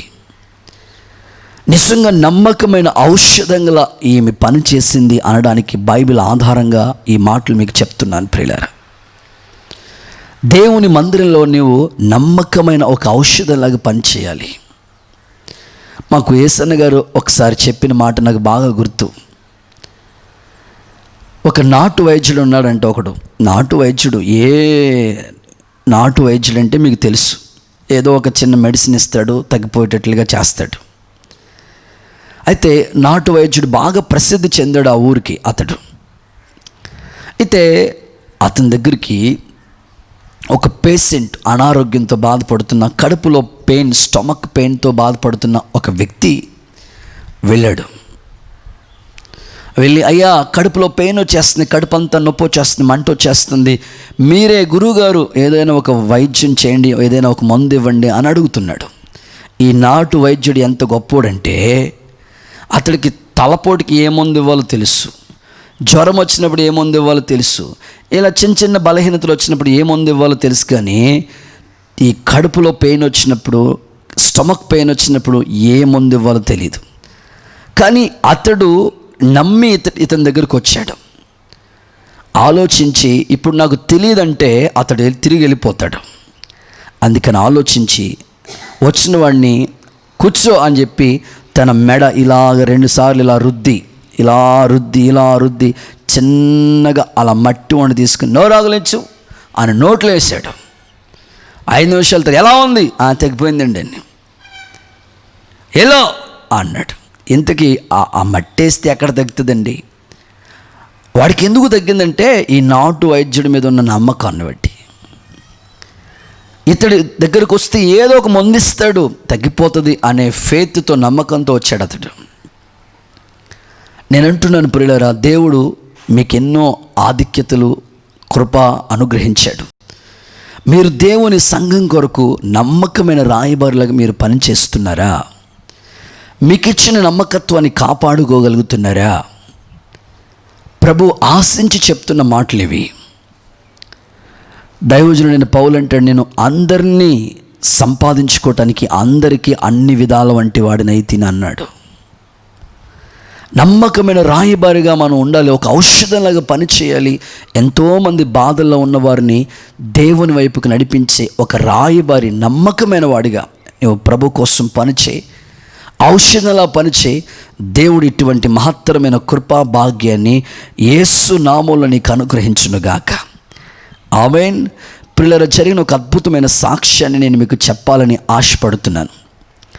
అదేమిటంటే, ఏలూరు అనే ప్రాంతంలో ఒక సహోదరి చదువుకోవటానికి కాలేజీలో జాయిన్ అయింది. ఆమె పేరు శిరీష. చదువుకుంటుంది. కాలేజీలో చాలామంది స్టూడెంట్స్ ఉంటారు. గర్ల్స్ అందరూ కూడా దేవుని సముఖంలో వాళ్ళు మంచిగా స్టడీస్ చేసుకుంటున్నారు. ఈ శిరీష్ అనే సహోదరి చాలా భయంకరమైన ఆచారాల సంప్రదాయంలోంచి కాలేజీలో జాయిన్ అయింది. రోజులు గడుస్తున్న ప్రతిరోజు ఉదయం కాలేజ్కి వెళుతున్నారు స్టూడెంట్స్. సాయంకాలం వచ్చిన తర్వాత ఎవరు స్టడీ వాళ్ళు చదువుకుంటున్నారు. అయితే అదే రూమ్మేట్స్, తనతో పాటు ఉన్న కాలేజీ స్టూడెంట్స్ హాస్టల్లో ఉంటూ వాళ్ళు ప్రతిరోజు ఈవినింగ్ 7 to 9 లేకపోతే 7 to 8 1 hour ప్రేయర్ పెట్టుకునేవారు. వాళ్ళ అవకాశాన్ని బట్టి ప్రార్థన పెట్టుకుంటూ ఉన్నప్పుడు ప్రార్థన చేసుకుంటుంటే ఆ రూమ్మేట్స్ అందరూ కలిసి, ఆ యవనస్తులు అందరూ ప్రేయర్ చేసుకుంటూ ఉండేవారు. ఇంచుమించు తన రూమ్లో ఉన్న వాళ్ళందరూ ప్రార్థనలు వచ్చి కూర్చునేవారు. కానీ ఈ శిరీష్ అనే సహోదరి మాత్రం, నేను అక్కడికి వెళ్ళి కూర్చోను, నా పద్ధతి వేరు, నా పరిస్థితులు వేరు, వాళ్ళ దేవుడు వేరు అని ఆమె మాతో రూమ్లోనే ఉండేది. చాలా ఆమెకు వచ్చిన భాషలో, ఆమెకు వచ్చిన విధానంలో వాళ్ళ దేవుడిని కొలుస్తూ ఉండేది. అయితే ఒకరోజు ఈ శిరీష అనే ఆ సహోదరి వాళ్ళ అక్కకి పాప పుట్టి చనిపోయింది. చనిపోయిన వార్త ఈమెకు తెలిసింది. శిరీష అనే సహోదరికి తెలిసింది. చాలా కుమిలిపోతుంది, కృంగిపోతుంది. ఆ రూమ్లోనే కన్నీళ్ళు పెట్టుకుని ఏడుస్తూ ఉంది. ఈ విషయం తన స్నేహితురాలతో చెప్పినప్పుడు స్నేహితురాలు అక్కడ వాళ్ళతో ఉన్న రూమ్మేట్స్ అందరితో కూడా చెప్తే వాళ్ళందరూ వచ్చి కొద్దిసేపు పలకరించి, అమ్మ మీకోసం ప్రార్థన చేస్తాం, వచ్చి కూర్చో సహోదరి, సిస్టర్ అని ఎంతమంది బతిమల్లా నేను రానని అలాగే నెగ్లెక్ట్ చేసింది. ఇంకా రోజుకి కుమిలిపోతుంది, తన బాధ ఎక్కువైపోతుంది. ఒకరోజు అలా చేసింది. మరుసటి రోజు కూడా తన ఫ్రెండ్స్ అందరూ వచ్చి, అమ్మ నువ్వు ఎంత అలా గుండెల్లో దిగులు పెట్టుకుని బాధపడుతూ ఉంటావు, దేవుడి దగ్గర రా, లేకపోతే ఈ స్థలంలో మేము అందరం కలిసి నీ కోసం ప్రార్థన చేస్తాం, మేము రోజు ప్రేయర్ పెట్టుకుంటున్నాం, తప్పనిసరిగా ఈ హాల్లోకి రా అని అంటే ఆమె రావటానికి ఇష్టపడలేదు. మొత్తం మీద మరొక ఫ్రెండ్ బలవంతం చేస్తే వచ్చి లాస్ట్లో కూర్చుంది. కానీ మనసేమీ లేదు, ఏదో అట్టు కూర్చుంది అంతే. వీళ్ళందరూ ఫ్రెండ్స్ అందరూ కలిసి కూర్చుని ప్రార్థన చేశారు ఆమెకు. లాస్ట్లో దేవుడు సముఖంలో ఆ ప్రార్థన ఆమె హృదయాన్ని తాకింది. ఇక ప్రతిరోజు ప్రార్థనలోకి వచ్చి కూర్చోడానికి ఇష్టపడింది. తన మనసులో ఉన్న బాధ మర్చిపోయింది. ఒకరోజు గుడ్ ఫ్రైడే ఆరాధనకి వెళ్ళాలి. వీళ్ళందరూ ప్రతి సండే ఆరాధనకు వెళ్తూ ఉన్నారు. ఆ రోజు గుడ్ ఫ్రైడే ఆరాధనకు వెళ్ళటానికి సిద్ధపడ్డారు. వాళ్ళతో పాటు నేను కూడా వస్తానని చెప్తే ఈ శిరీష్ అనే సహోదరిని తీసుకుని మంచిగా చర్చ్కి తీసుకెళ్లారు. దేవాలయానికి ప్రార్థన మందిరానికి తీసుకుని వెళ్తే దైవజనుడు దేవుని వాక్యం చెప్తూ ఉన్నాడు. ఆమె ఎక్కడో కూర్చున్నారు, వాక్యం వింటున్నాడు, కానీ కళ్ళంపడి నీళ్ళు వచ్చినాయి, పశ్చాత్తాపం ఏర్పరచబడింది, మారు మనసు వచ్చింది, ఏడుస్తూ కళ్ళంపడి నీళ్లు పెట్టుకుని లాస్ట్లో దైవజనుడి దగ్గరికి వచ్చినప్పుడు ఆ సిలువ త్యాగం, సిలువ దర్శనం ఆమె కలిగింది. పాపాల విషయమే పశ్చాత్తాపడి నేను బాప్తిసం పొందుకుంటాను అయ్యగారు అన్నది. ఆమె హృదయం తెరవబడిందని గమనించి కొద్ది రోజులు మందిరానికి వచ్చిన తర్వాత ఆమెకు బాప్తిసం ఇచ్చారు. బాప్తిసం పొందిన తర్వాత ఇంకా వాక్యంలో బలపడి సంపూర్ణ సమర్పణ వచ్చింది. అలంకరణ కూడా సమర్పించుకుంది ప్రభు కోసం. సరైన మార్పు చెంది దేవుని కొరకు ఒక నమ్మకమైన విశ్వాసకి సాగిపోతుంది. ఈ విషయం వాళ్ళ ఇంట్లో వాళ్ళకి ఎవరికి తెలియదు. సెలవులు ఇచ్చినప్పుడు ఇంటికి వెళ్ళి చూస్తే ఆ పాప, ఆ శిరీష సహోదరి నొసటి మీద బొట్టు లేదు, చెవులకి బంగారం లేదు. వాళ్ళ ఇంటి వాళ్ళందరూ చూసి ఏంటి నువ్వు కాలేజ్కి వెళ్ళి ఎలాగ అయిపోయావని రకరకాలుగా మాట్లాడారు. పువ్వులు తీసుకొచ్చి తల్లో పెట్టడానికి, బొట్టు తీసుకొచ్చి పెట్టడానికి ఇష్టపడ్డారు. ఫంక్షన్కి వెళ్ళాలి, నువ్వు రా రెడీ అవ్వాలంటే బలవంతంగా పెట్టారు. ఆ రోజు అంతా వాంటింగ్ అయిపోయింది ఆమెకి. సరే వాళ్ళే తీసేశారు. సరే నువ్వు దేవుడు నమ్ముకున్నావు అన్నావు కదా, ప్రభు అన్నావు కదా అని ఒప్పుకున్నారు వాళ్ళు కూడా. కొన్ని రోజులు ప్రార్థన చేసుకుంది, ప్రభు నాకు ఒక మంచి భవిష్యత్తు ఇవ్వండి. అద్భుతమైన చక్కని భవిష్యత్తు ఆమెకి దేవుడు అనుగ్రహించాడు. మార్టిన్ అనే ఒక సహోదరుడితో వివాహం అయింది. స్టిల్ ఈరోజు ఆమె నల్గొండ అనే ప్రాంతంలో అద్భుతమైన సేవ చేస్తూ ఉంది. ఆమె ఎవరో కాదు, దైవజనులు జఫన్య శాస్త్రి గారి యొక్క వదిన గారు ఆమె. ఈ సాక్ష్యం నేను మీకు ఎందుకు చెప్పానంటే, ఒక పక్క విగ్రహారాధకురాలు, అన్యురాలు ఎంతగా దేవుళ్ళలోనికి రావటానికి, మార్పు చెందటానికి గల కారణం ఏమిటంటే, తనతో చదువుకున్న రూమ్మేట్స్, క్లాస్మేట్స్, ఆ స్టూడెంట్స్, ఆ గోల్స్ అందరూ కలిసి ఆమెను ప్రభువులోనికి నడిపించారు. నిజంగా ఈ స్టూడెంట్స్ దేవుని కొరకు నమ్మకమైన ఔషధంలాగా పనిచేశారు. దేవుడు నీతో చెప్తున్నాడు, నువ్వు నిజంగా రాయిబారు అయితే ఔషధంలా పనిచేయాలి. ఇటువంటి కృప దేవునికి అనుగ్రహించినట్లుగా గట్టిగా చప్పట్లు కొడుతూ యేసయ్యకు మహిమ చెల్లిద్దాం. దేవునికి మహిమ కలుగునుగాక. ప్రియులారా, ఈ రోజున యవనస్తులు ఇలాగ దేవుని కోసం నడుం కట్టుకుని కష్టపడి అనేకుల్ని దేవునిలోనికి నడిపించే నమ్మకమైన రాయిబారులాగా, ఔషధంలాగా పనిచేసే కృపను దేవుడు మీకు అనుగ్రహించునుగాక. ఆమేన్. ఇక మూడవ సందర్భాన్ని నేను చెప్తాను. రాయిబారికి ఉండవలసిన మరొక అనుభవం ఏమిటి, లక్షణం ఏమిటి అని అంటే, బైబిల్ గ్రంథంలో యెషయా ప్రవచన పుస్తకం 33వ అధ్యాయం 7వ వచన భాగాన్ని చదువుదాం. వారి శూరులు బయట రోదన చేయుచున్నారు, సమాధాన రాయబారులు ఘోరంగా ఏడ్చుచున్నారు. సమాధాన రాయబారులు ఘోరంగా ఏడ్చుచున్నారు. చాలండి. మూడవది, రాయబారికి ఉండవలసిన మూడవ లక్షణం ఏమిటంటే, కన్నీటి ప్రార్థన గలవాడు రాయబారి. సమాధాన రాయబారులు ఘోరంగా ఏడుస్తున్నారని దేవుని వాక్యం అంటుంది. ప్రియులారా, ఈ రోజున ఆత్మ సంబంధమైన జీవితంలో ఎంతోమంది కన్నీళ్లు కార్చేవాళ్ళు దేవుని కోసం రావాలి. కన్నీడు కార్చేవారిని దేవుడు చూస్తున్న వారు ఘోరంగా ఏడుస్తున్నారంట. నశించిపోయే ఆత్మలు చూస్తున్నప్పుడు నీ హృదయం పరితపించిపోవాలి.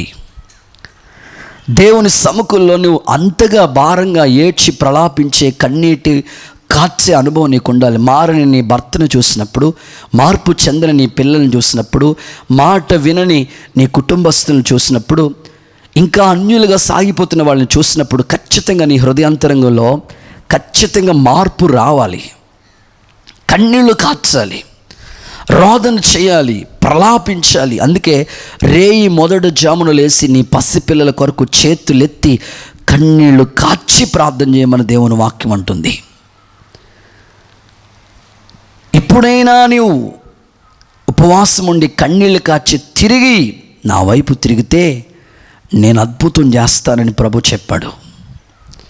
ఇంకా నువ్వు కన్నీళ్లు కార్చకుండా, కన్నీళ్ళే నీ హృదయంలో కన్నీళ్లు కార్చే ఆ మనసే లేకపోతే నువ్వు రాయిబారిగా పనిచేయలేవు ప్రభు కోసం. సమాధాన రాయిబారులు ఘోరంగా ఏడుస్తున్నారటండి. ఈ రోజున విశ్వాసులకి అనేకమైన వాటి కోసం ఏడ్చే వాళ్ళు ఉన్నారు. చాలామంది అక్కోళ్ళు ఉంటూ ఉంటారు, అంటే పుట్టింటికా నుంచి అత్తోళ్ళ ఇంటికి వచ్చిన వాళ్ళకి అమ్మోళ్ళ ఇల్లు గుర్తొచ్చింది. ఇంటికి వెళ్ళాలి, భర్త పంపించడు, ఇంకంతే. ట్యాప్ ఇప్పుతారు చూడండి, ఇంక మామూలుగా రావు నీళ్ళు. ట్యాప్ ఇప్పితే నీళ్ళు ఫ్లోలో వచ్చేస్తాయి. ఇంకప్పుడు అలా ఆయన వెళ్ళిపోమ్మా, నువ్వు ఇంటికి వెళ్ళిపోమ్మని వాళ్ళ అమ్మగారి ఇంటికి పంపించేస్తాడు. మన పిల్లలు ఉంటారు, చాలామంది పిల్లలు ఉంటారు, సండే స్కూల్ పిల్లలు కానివ్వండి, మీ పిల్లలు కానివ్వండి, వాళ్ళకి ఏదో బ్యాగో పుస్తకమో కావాలి, సాయంకాలం అయినప్పుడు కావాలి. ఇవ్వకపోతే వాడు ఏడుస్తాడు చూడాలి, కింద పడి దొల్లేస్తుంటాడు. అప్పుడు వాళ్ళ అమ్మ ఎలాగైనా సరే బ్యాగ్ కొనిచ్చేస్తుంది. చూడండి, భౌతికంగా ఇల్లు లేదని, పిల్లలు లేరని, ఆస్తి లేదని, పేరు లేదని, పలుకుబడి లేదని, హోదా లేదని, ఎన్నో లోక సంబంధమైనవి ఎన్నో లేవని ఏడ్చేవాళ్ళు ఉన్నారు. కానీ నిజంగా నశించిపోయే ఆత్మల కోసం పరితపించి ఏడ్చేవాళ్ళు చాలామంది, తక్కువ మంది కనపడుతున్నారు సంఘాల్లో. ఈరోజున మన గ్రామం, మన పట్టణం, మన ప్రాంతాలు దేవునికి కావాలంటే నిజంగా నువ్వు కన్నీటి కార్చే ఒక ప్రవక్తగా ఉంటే నీ ద్వారా అనేక ఆత్మలు రక్షించబడతారు. జలము రాళ్లను అరగదీస్తుంది అని వాక్యం ఉంటుంది. అనేకమైన కఠిన హృదయాలు మార్పు చెందుతారు, ప్రభువును తెలుసుకోగలుగుతారు వాళ్ళు. కనుక ఈ చివరి దినాల్లో నీవు దేవుని కోసం కన్నీళ్లు కాచే ఒక బలమైన ప్రవక్తగా, ఒక రోదన చేసే విద్యను నువ్వు నేర్చుకున్న వాడిగా ఉండాలి. అందుకే బైబిల్ చెప్తుంది, రోదన చేసే స్త్రీలను కనుగొనండి, ఆ రోదన విద్యను మీ పిల్లలకి నేర్పించండి, ప్రలాపించండి. రాయిబారు ఎప్పుడు కూడా కన్నీళ్ళు కారుస్తుంటాడు, ప్రలాపిస్తుంటాడు, ఏడుస్తూ ఉంటాడు. ప్రియులారా, జరిగిన ఒక అద్భుతమైన సాక్ష్యాన్ని మీకు చెప్పడానికి నేను ఇష్టపడుతున్నాను. ప్రియులారా, ఒక ఆమె దేవుని మందిరానికి వస్తూ ఉండేది. ఇంచుమించు దేవుని వాక్యం విన్న తర్వాత ఆమెకు వివాహమై చాలా రోజుల నుంచి పిల్లలు లేరు. 3 సంవత్సరాలండి, 3 సంవత్సరాల నుంచి రాత్రులు భోజనం తినకుండగా, భర్తకు తెలియకుండగా నాకు పిల్లలు లేరని ఏడుస్తూ రాత్రంతా చాలాసేపు ఏడ్చి ప్రార్థన చేస్తూ ఉండేది. భర్తకి అన్నం వండి పెట్టేది, అన్నీ వండి ఆయన పెట్టి భోజనం పెట్టేసి అన్ని అంట్లన్నీ ఆ యొక్క వంట సామాగ్రి అంతా కూడా క్లీన్ చేసేసుకుని, భర్త పడుకుంటే ఈమె కిచెన్ రూమ్లోకి, హాల్లోకి వెళ్ళి ప్రార్థన చేసుకుని ఏడుస్తూ ఉండేదట. దేవుడు ఆమె కన్నీటిని తుడిచి ఆశ్చర్యరీతిగా చక్కని బిడ్డను అనుగ్రహించాడు. మీ ఆత్మ సంబంధమైన జీవితాల్లో కన్నీళ్ళు మనుషుల దగ్గర కాదు కానీ దేవుని దగ్గర ప్రలాపించేవారిగా ఉండాలి. మరొక అద్భుతమైన సాక్ష్యాన్ని కూడా నేను చెప్పడానికి ఇష్టపడుతున్నాను. అమెరికా దేశంలో ఒక గొప్ప దైవజనుడు ఉన్నాడు. ఆ దైవజనుడి యొక్క సంఘానికి విశ్వాసులు వెళుతూ ఉండేవారు.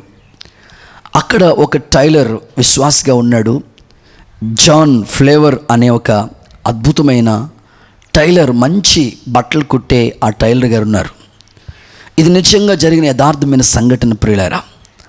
అయితే ఈ యొక్క జాన్ ఫ్లేవర్ అనే ఈ యొక్క గొప్ప టైలరు తన దగ్గరికి ఎంతోమంది వస్తూ ఉండేవారు, వెళుతూ ఉండేవారు, చాలామంది బట్టలు కుట్టించుకోవటానికి. ఒక యవనస్తుడు వచ్చాడు తన దగ్గరికి, బట్టలు ఇచ్చాడు. అయ్యా, ఈ మోడల్లో కుట్టాలి, పాకెట్స్ ఇలా ఉండాలి, వెనకాల జేబులు ఇలా ఉండాలి, షర్ట్ మోడల్ ఇలా ఉండాలి అన్నీ చెప్పి కొలతలు తీసుకున్నాడు.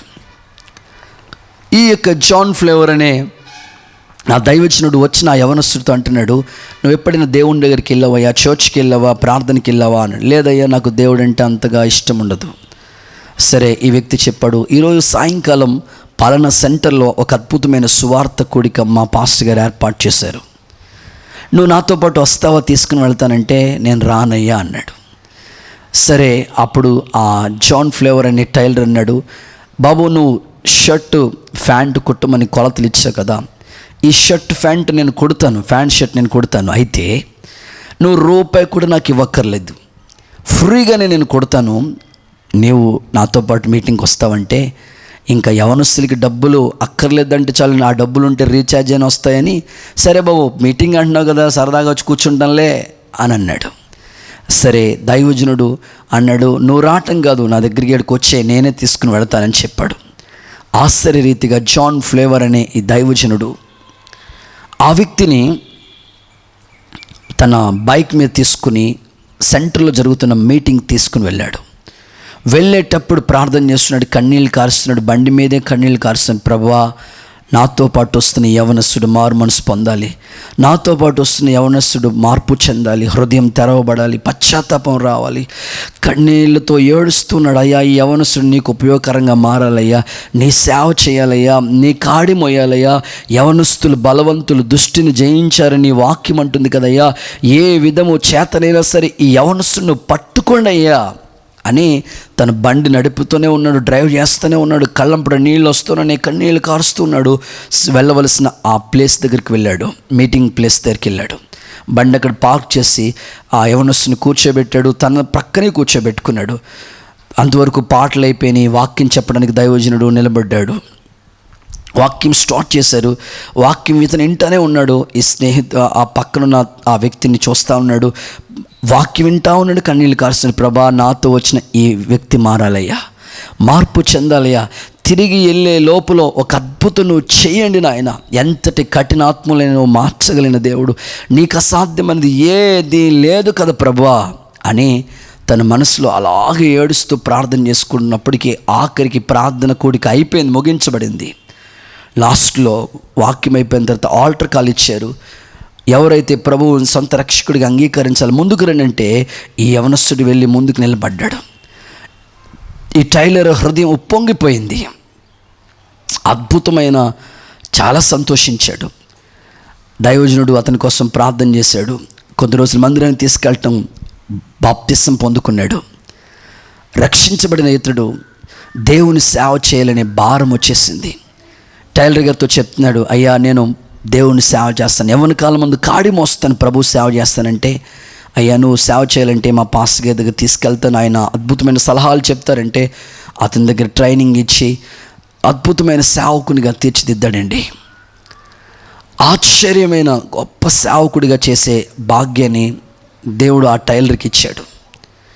చివరికి ఈ టైలర్ ద్వారా ప్రభువులోనికి రక్షించబడిన ఈ యవనస్తుడు 20 కోట్ల మందికి సువార్త చెప్పాడు. 20 కోట్ల మందికి సువార్త చెప్పాడు. 180 దేశాల్లో అద్భుతమైన సువార్త ప్రకటించాడు. అతడెవరో కాదు, డాక్టర్ బిల్లీ గ్రామ్. గట్టిగా చప్పట్లు కొడుతూ యేసయ్య నామాన్ని మహింపరుద్దాం. ప్రియులారా, ఇతని సాక్ష్యం నేను ఎందుకు మీకు చెప్పానంటే, బిల్లీ గ్రామ్ గారు ఎలాగ ప్రభువులోనికి వచ్చారంటే, ఒక టైలర్ కన్నీటి ప్రార్థన ద్వారా కొన్ని కోట్ల ఆత్మకు సువార్త చెప్పే ఒక యవనస్తుడిని సేవకుడిగా తీర్చిదిద్దాడు టైలర్. ఎంత ఆశ్చర్యమైన కార్యం ఇది. పిల్లలు ఒకసారి ఆలోచించండి. దేవుడు కలలో ఒక అద్భుతమైన దర్శనాన్ని చూపించారంట బిల్లీ గ్రామ్కి. సింహాసనం మీద కూర్చుని కిరీటం పట్టుకుని ఉన్నాడంట దేవుడు. బిల్లీ గ్రామ్ గారు చూసిన వెంటనే అనుకున్నాడంట, నాకే ఇంచుమించు 20 కోట్ల మందికి నేను సువార్త ప్రకటించాను, 180 దేశాల్లో సువార్త చెప్పాను నేను, నాకే ఈ కిరీటం దేవుడు నాకు ఇస్తున్నాడంటే, కిరీటంని దేవుడు చూపించాడు. తన ముందు ఒకరెవరో నడుస్తున్నారు. బిల్లీ గ్రామ్ ఈ కిరీటం ఎవరికనంటే, ఇంకెవరికి ప్రభా, నేను ఎన్ని దేశాలు తిరిగి ఎన్ని ఆత్మలు రక్షించాను, నాకే కదయ్యా అనంటే, బిల్లీ గ్రామ్తో దేవుడు అంటున్నాడంట, అదిగో చూడు ఎవరో ముందు నడుస్తున్నారు అన్నాడంట. ముందు నడుస్తున్న నిదానంగా చూస్తే ఆ టైలర్ జాన్ ఫ్లేవర్ అనే ఆ టైలర్ ముందు నడుస్తున్నాడంట. చూసి బిల్లీ గ్రామ్ ఆశ్చర్యపోయాడంట. అవును కదా, ఎన్ని కోట్ల మంది రక్షించటానికి నన్ను రక్షణలోకి నడిపించిన వ్యక్తి అతడే కదా. నిజమే ప్రభా, అతనికే ఈ కిరీటం యోగ్యమైనది, అతనికే మీరు బహుమానంగా ఈ కిరీటం ఇవ్వాలని చెప్తే, వెంటనే దేవుడు ఆ జాన్ ఫ్లేవర్ అనే ఆ సన్నిధిలో టైలర్కి దేవుడు ఆ కిరీటాన్ని బహుమానంగా ఇచ్చాడంట. దేవునికి మహిమ కలుగునుగాక. పిల్లలు, ఈరోజు నేను అడుగుతున్నాను, సంఘంలో నీ పాత్ర ఏమిటి? వాళ్ళెవరో లోక సంబంధమైన వాటి ఆ ఏడుపు మనకు ఉండకూడదు, కానీ నశించిపోయే ఆత్మల కోసం మనం ఏడవాలి. మన మందిరంలో మన ద్వారా కొంతమంది అయిన సేవకులు తయారు కావాలి. నీ ఒక్కడితోనే సేవ కాదు, నీలాంటి సేవకులు అనేకుల్ని తయారు చేయాలి. నువ్వు గొప్ప గొప్ప దైవజనులు చూడండి, వాళ్ళ తర్వాత తరానికి అనేకమైన సేవకుల్ని సిద్ధం చేశారు. ఈ రోజున కన్నీళ్లు కార్చే అనుభవం నీకుంటే నిజంగా అనేక ఆత్మలను సంపాదించగలుగుతావు. బైబిల్లో ఒక అద్భుతమైన మాట చదివిస్తాను. ఇర్మియా ప్రవచన పుస్తకం 9వ అధ్యాయం 1వ వచనాన్ని మీరు చదువుకున్నట్లయితే, నా జనుల్లో హతమైన వారి గూర్చి, ఇర్మియా ఇలా చెప్తున్నాడు, నా జనుల్లో హతులైన వాళ్ళ గురించి నేను దేవరాత్రం కన్నీళ్లు విడిచినట్టు దీవారాత్రులు నేను కన్నీళ్లు విడుస్తూనే ఉన్నాను. నా తల జలమయంగాను, నా తల జలమయముగా మారిపోయింది, నా కన్ను కన్నీళ్లు ఊటగాను, కన్ను కన్నీటి ఊటగా మారిపోయింది. ఎంత అద్భుతమైన ప్రార్థన అనుభవం ఇర్మియాకు ఉంది. దేవుడు ఇర్మియాతో అంటాడు, బాలుడు అనవద్దు, నీవు నీ నోట నా మాటలు ఉంచాను, నేను ఎక్కడికి పంపిస్తే అక్కడికి నువ్వు వెళ్ళు, ఏం ప్రకటించాలో చెప్తాను అది ప్రకటించు. ఇర్మియా చాలాసార్లు సేవ విడిచి వెళ్ళిపోదాం అనుకున్నాడు. అగ్నిలాగా దేవుని వాక్యం అతని హృదయంలో మండింది. కన్నీటి ప్రవక్తగా జనుల్లో హత్తులైన వాళ్ళ కోసం తల జలమయముగాను కన్ను కన్నీటి ఓటగా మారిపోయింది. ప్రియులారా, ఇర్మియా పిలిచిన పిలుపుతో దేవుడు నన్ను పిలిచాడు, నువ్వు బాలుడు అనొద్దు. నేను చాలాసార్లు సేవకు రావటానికి చాలా ఆలోచించాను, వాయిదాలు వేశాను. చిన్న వయసులో ఏం చేస్తాను ప్రభా నేను సేవ అని. దేవుడు నాతో చెప్పాడు, నువ్వు బాలుడు అనొద్దు, నీ నోట నా మాటలు ఉంచాను. ఆ మాటలు దేవుడు ప్రకటించడానికి దేవుడు కృపనిచ్చాడు. మరొక్కసారి ఇర్మియాకి ఇచ్చిన ఆ దర్శనాన్ని ఈ సేవా పరిచర్యలో అయోగ్యులమైన మాకు దేవుడు ఆ కృపను పొందుకున్న వారిగా చేశాడు. కనుక మీ ఆత్మ సంబంధమైన జీవితంలో విశ్వాసులుగా చలామణి అవుతున్న మీరు, సేవకులుగా ఉన్న మీరు ఎవరైనా కావచ్చు, అనేక ఆత్మల్ని సంపాదించాలి, అనేకమైన సేవకుల్ని సిద్ధపరచాలి. రాయిబారి ఎప్పుడు కూడా కన్నీళ్లు కార్చేవాడిగా ఉంటాడు. ఈ అనుభవం మీ అందరికీ కలగాలని ఒక సేవకునిగా నేను ఆశపడుతున్నాను. దేవుడు మిమ్మల్ని కన్నీటి ప్రార్థన కలిగిన రాయబారులుగా మార్చునుగాక. ఆమేన్. చివరి మాట చెప్పి నేను ప్రార్థనలోకి నడిపిస్తాలని నేను ఆశపడుతున్నాను. నాలుగవ సందర్భాన్ని మీకు చెప్తాను. రాయబారికి ఉండవలసిన మరొక అనుభవం ఏమిటి అని అంటే, బైబిల్ గ్రంథంలో ఎఫెసీయులకు రాసిన పత్రిక 6వ అధ్యాయం 19వ వచన భాగాన్ని చదువుకుందాం. మరియు నేను దేని నిమిత్తము రాయబారినే సంఖ్యలో ఉన్నాను, మరియు నేను దేని నిమిత్తం రాయబారినే సంఖ్యలో ఉన్నానో ఆ సువార్త మర్మమును ధైర్యంగా తెలియచేయటానికి నేను మాట్లాడి నోరు తెరిచినప్పుడు దాన్ని గూర్చి నేను మాట్లాడవలసినట్టుగా ధైర్యంతో మాట్లాడటకై వాక్శక్తి నాకు అనుగ్రహించినట్లు. చాలండి. ఈ సందర్భంలో దేని నిమిత్తం నేను సంఖ్యలలో ఉన్నానో అని మాట్లాడుతూ అంటున్నాడు. అంటే దాని అర్థం ఏమిటంటే, 4వదిగా రాయబారికి ఉండవలసిన మరొక లక్షణం ఏమిటంటే, సువార్త కొరకు సంఖ్యల్లో ఉన్నవాడు. సువార్త కొరకు సంఖ్యలలో ఉన్నవాడు నిజమైన రాయబారి.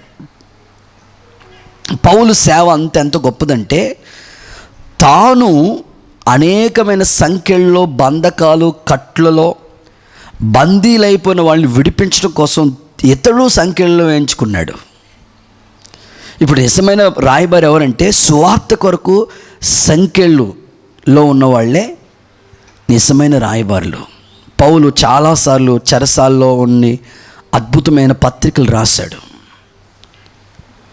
తను సువార్త కొరకు సంఖ్యలు వేయించుకోవాల్సిన పరిస్థితులు ఏర్పరచబడ్డాయి. ఈరోజు కూడా సువార్త పరిచర్య, ఎంతోమంది బంధకాల్లో ఉన్నారు, వారిని విడిపించాలి. మన దేశంలో మిషనరీ పరిచర్య ఎంతో అద్భుతమైన పరిచర్య. దేశం కానీ దేశం, ప్రాంతం కానీ ప్రాంతం, ఎన్నో ప్రాంతాల నుంచి, దేశాల నుంచి మన ప్రాంతాలకి వచ్చి అద్భుతమైన మిషనరీ సేవ చేసి ప్రాణాలు అర్పించిన గొప్ప గొప్ప సువార్థికులు ఎందరో వాళ్ళ సంఖ్యలలో బందీలో ఉన్న వాళ్ళని విడిపించడం కోసం వాళ్ళ ప్రాణాలు అడ్డంగా పెట్టి నిజమైన రాయబారులుగా కష్టపడి చాలా శ్రమ పడ్డారండి. అండమాన్ నికోబార్ అనే ప్రాంతంలో అద్భుతమైన పరిచర్య జరుగుతుంది. అయితే ఆ అండమాన్ నికోబార్ అనే ప్రాంతాల్లో ఒక దీవులు ఉన్నాయి, చాలా దీవులు ఉంటాయి. నేను కూడా అండమాన్ ప్రాంతానికి వెళ్ళినప్పుడు చూసాం. ఆ ప్రాంతంలో ఒక భయంకరమైన ఏరియా ఉంటుంది, ఒక దీవి ఏరియాలు ఉంటాయి. ఆ ప్రాంతం ఎలాంటిదంటే, ఆది మానవులు ఇప్పటికీ ఉన్నారు ఆ ఏరియాలో. ఆది మానవులు ఇప్పటికీ ఆ ప్రాంతాల్లో ఉన్నారు. వాళ్ళు ఎర్రటి క్లాత్ కట్టుకుంటారు. ఎవరైనా మనుషులు రోడ్డు మీద వెళ్తున్నారంటే చాలు ఇంక బాణాలు వేసి చంపేస్తూ ఉంటారు. ఆ ఏరియాకి వెళ్ళాలంటే అందరూ భయపడుతూ ఉంటారు. ఒకవేళ వెళ్ళినా కారులో వెళ్తారు కానీ నడిచి ఎవరు వెళ్ళరు. చాలా ప్రమాదకరమైన ప్రాంతం, ఘాటీ రోడ్లన్నీ. జస్ట్ మేము ఆ అండమాన్ ప్రాంతానికి వెళ్ళినప్పుడు అక్కడ కొంతమంది దేవుని సేవకులు మమ్మల్ని ఆ ప్రాంతాలు చూపిద్దామని తీసుకుని వెళ్ళారు, చూసాం. అయితే ఆ ప్రాంతంలో ఈ యొక్క భయంకరమైన ఆది మానవుల మధ్యకి వెళ్ళి దేవుని సేవ చేయాలని ఒక అద్భుతమైన సేవకుడు చాలా నిజంగా ఆ ప్రాంతాల్లోకి వెళ్ళి సేవ చేసి వాళ్ళకి సువార్త అందించి చివరికి తన ప్రాణాన్ని కోల్పోయాడు. ఎంత అద్భుతమైన భారం, ఆత్మల పట్ల భారం అతనికి ఉందో ఒకసారి మీరు ఆలోచించండి. ఇలా చెప్పుకుంటూ వెళితే ఎంతోమంది అండి, చాలామంది, ఒక్కరు కాదు చాలామంది సువార్త కొరకు సంఖ్యలలో బంధించబడిన వాళ్ళు ఉన్నారు. దైవజనుడు డేవిడ్ లివింగ్స్టన్ గొప్ప దైవజనుడు చీకటి ఆసియా అనే ప్రాంతంలో దేవుని సేవ చేయడానికి వెళ్ళేటప్పుడు చాలామంది అన్నారంట, అయ్యా అక్కడ నరమాంస భక్షకులు ఉన్నారు, మనిషి కనబడితే తినేస్తారు. వాళ్ళ మధ్యలోకి వెళ్ళి మీరు సేవ చేయటం కన్నా ఏ సిటీలోనో ఏ ప్లేస్లోనో మీకు తెలుసున్న వాళ్ళ చోట ఎక్కడోకక్కడ చిన్న ప్రార్థన పెట్టుకోవచ్చు కదా, ఎందుకయ్యా నరమాంస భక్షుల మధ్యకి మీరు వెళ్ళి సేవ చేస్తున్నారు అని అడిగితే, దైవజనుడు అద్భుతమైన సేవ చేసిన డేవిడ్ లివింగ్స్టన్ అనే సేవకుడు ఏమన్నారంటే, ఇదిగో బ్రతుకుండగా వాళ్ళ దగ్గరికి వెళ్ళి సేవ చేస్తే తినేస్తారని భయపడుతున్నారు అంటున్నారు కదా, నేను చనిపోయిన తర్వాత నన్ను పాతి పెడతారు, పాతి పెట్టిన తర్వాత పురుగులు తింటాయి కదా నా శరీరాన్ని. అవును అన్నారు. అవును, మరి నేను చనిపోయినప్పుడు నా శరీరాన్ని పురుగులు తింటున్నాయి, దానికన్నా బ్రతుకుండగానే ప్రభువు కోసం హతసాక్షి అయిపోవటం అంతకన్నా భాగ్యమేమి లేదు నాకు అనుకుని ఆ యొక్క నరమాంసకుల మధ్యలోకి వెళ్ళి అద్భుతమైన చీకటి ఖండాన్ని వెలిగించిన గొప్ప దైవజనుడు డేవిడ్ లివింగ్స్టన్ అనే గొప్ప సేవకుడు. ఇలాగ ఎంతోమంది దేశంలో గొప్ప గొప్ప మిషనరీలు దేవుని కొరకు సువార్త కొరకు సంఖ్యలు పొంది శ్రమపరచబడి మహిమగలిగిన పరిచర్య చేసి నిజమైన క్రీస్తు కొరకు రాయబారులుగా ఉన్నారు. కనుక ఇటువంటి భారాన్ని నీకు కలగాలని ఒక సేవకుని నేను ఆశపడుతున్నాను. నేను ముగిస్తున్నాను ప్రియులారా. ఈరోజు దేవుడు నీతో మాట్లాడుతూ వచ్చాడు. ఏమన్నారంటే, మనము క్రీస్తుకు రాయబారులుగా ఉన్నాము అని. రాయబారికి ఉండవలసిన లక్షణాలు ఏంటో 4 విషయాలు ప్రభు నీతో చెప్పాడు. 1, అభివృద్ధిని గురించి విచారించేవాడు రాయబారి. 2, ఔషధం వంటి వాడు, నమ్మకమైన రాయబారి ఔషధంగా పనిచేస్తాడు. 3వ అనుభవాన్ని చెప్పాడు ప్రభు, కన్నీటి ప్రార్థన అనుభవం కలిగిన వాడు రాయబారి. ఇక చివరిది, సువార్త కొరకు సంఖ్యలైనా భరించిన వాడే నిజమైన రాయబారి. ఇటువంటి శ్రేష్టమైన కృపాభాగ్యం, నిజమైన రాయబారులుగా మనం ప్రభు కొరకు సాగిపోదాం. ఇటు శ్రేష్టమైన కృప భాగ్యాన్ని దేవుడు నీకు అనుగ్రహించును గాక. అందరూ తల వంచండి, కళ్ళు మూసుకోండి. ఒక చిన్న ప్రార్థన చేసుకోవటానికి ఇష్టపడదాం. స్తోత్రం నాయన, స్తోత్రం నాయన. ప్రభు మనకిచ్చిన వర్తమానం కొరకు ఆకాశమందున దేవుని వైపు చేతులెత్తి మనసారా స్తోత్రాలు చెల్లిద్దాం. స్తోత్రం నాయన, స్తోత్రం నాయన, స్తోత్రం అయ్యా. ప్రభా, నా జీవితంలో నిజమైన రాయబారిగా నేను ఉంటానయ్యా. రాయబారికి ఉండవలసిన ఈ అనుభవాలన్నీ నా జీవితంలో నేను కలిగి ఉండటానికి సహాయం చేయండి నాయన. Praise God, hallelujah.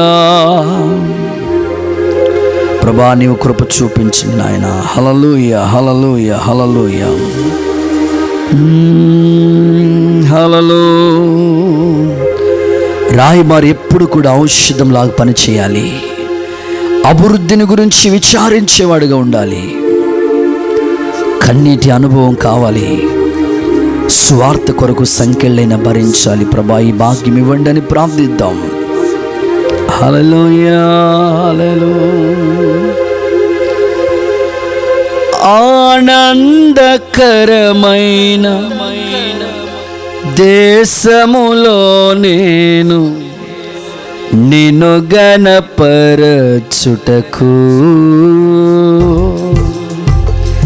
నీ మహిమాత్మతో నింపి సురక్షితముగా నన్ను నివసింపచేసితివి. ఆనందకరమైన దేశములో నేను నిన్ను గణపరచుటకు నీ మహిమాత్మతో నింపి సురక్షితముగా నన్ను నివసింపచేసితివి. మేఘవాహనుడవై వచ్చు వరకు నే కనిపెట్టుచుందును నీ కోసమే నీ దాసుల కాంక్షను సంపూర్ణ పరచెదవు. ఆరాధన నీకే నా యేసయ్యా, స్తుతి ఆరాధన నీకే యేసయ్యా. సేవించద నిన్నే నా పూర్ణ హృదయముతో, సేవించద నిన్నే పూర్ణ హృదయముతో. పరిశుద్ధుడవై మహిమ ప్రభావములకు నీవే పాత్రుడవు. బలవంతుడవై దీనుల పక్షమై కృప చూపువాడవు. చప్పలు కొడుతూ స్తుతిద్దాం. ఆమేన్, ఆమేన్, ఆమేన్, ఆమేన్. నన్ను ఒక రాయబారిగా మార్చు, కన్నీటి ప్రవక్తగా మార్చు.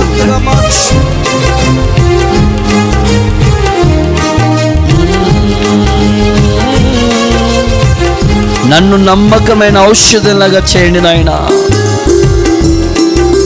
ఈ అనుభవం నాకు దయచేయండి.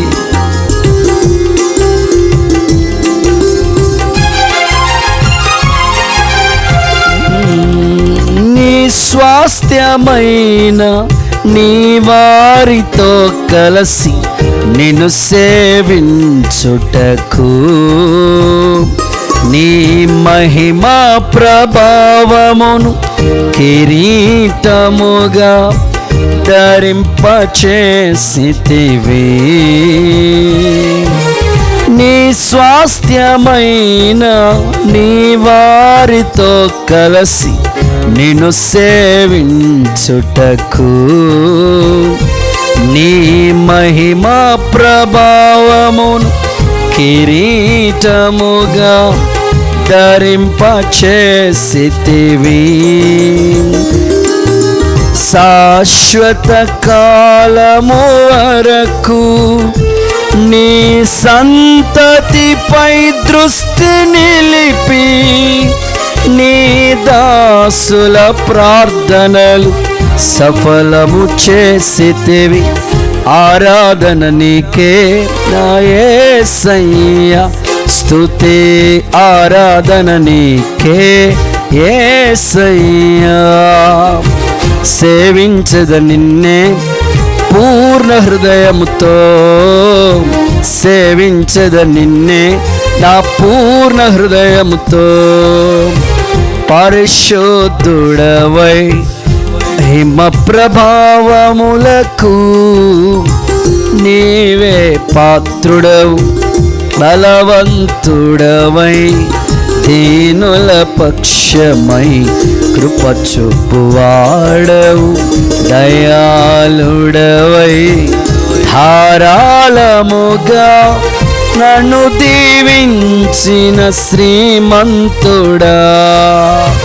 ఆరాధన నీకే నా యేసయ్యా, స్తుతి ఆరాధన నీకే యేసయ్యా. సేవించద నిన్నే నా పూర్ణ హృదయముతో, సేవించద నిన్నే నా పూర్ణ హృదయముతో. ఆరాధన నీకే యేసయ్యా, సేవించద నిన్నే నా పూర్ణ హృదయముతో. దేవుడు మనకిచ్చిన వర్తమానం కొరకు స్తోత్రాలు చెల్లిద్దాం. స్తోత్రం, స్తోత్రం. నిజమైన రాయబారులకు ఉండవలసిన లక్షణాలు మనం కలిగి జీవించినట్లు స్తోత్రాలు చెల్లిద్దాం. స్తోత్రం స్తోత్రం. ప్రార్థించుకుందాం. స్తోత్రం స్తోత్రం స్తోత్రం.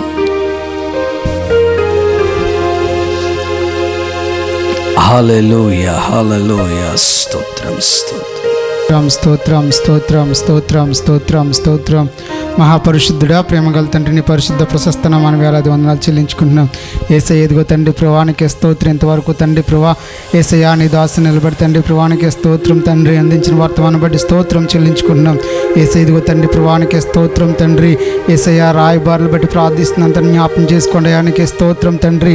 యేసయ్య, ఇదిగో తండ్రి ప్రభానికి స్తోత్రం తండ్రి. ప్రతి ఒక్కరిని తండ్రి ప్రభా ఒక్కొక్క రాయబారిగా చేయండి. ఆయనకి స్తోత్రం తండ్రి. ఇదిగో తండ్రి ప్రభా అభివృద్ధి కోసం విచారణ చేసే రాయబారులుగా ఉంచండి. ఆయనకి స్తోత్రం తండ్రి.